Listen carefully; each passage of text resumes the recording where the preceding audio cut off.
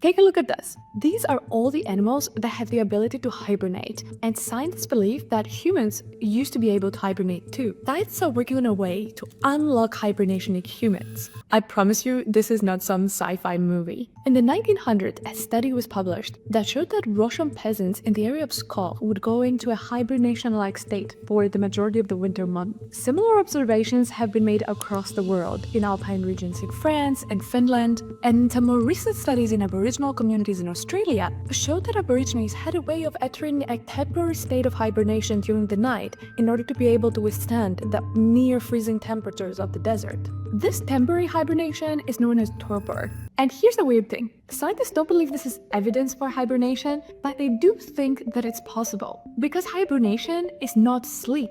As a matter of fact, when animals come out of hibernation, they enter a state of deep sleep because of how taxing it is on the body. Hibernation is an advantage because it slows down your metabolism, and animals will shut down any organ system that they don't need to be using in order to conserve as much energy as possible. But in order to do that, your temperature must also significantly decrease. Arctic ground squirrels have actually been shown to bring their body temperature to near zero while hibernating. But here's the big problem. We know so much about what hibernation is, but we know so little about how to get in and out of it.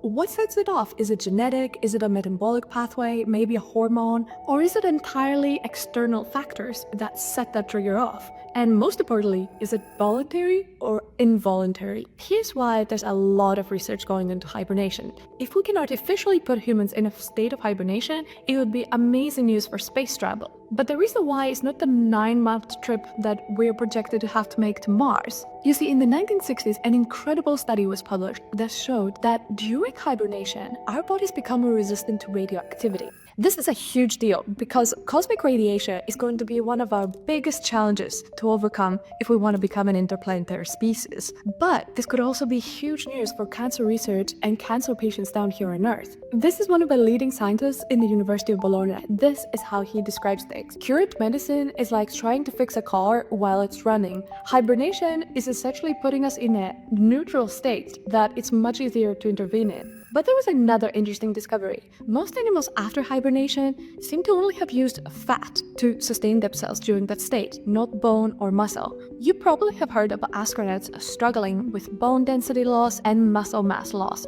while in space. This is because microgravity is not great for our bones or muscles. But hibernation has been shown to have a protective effect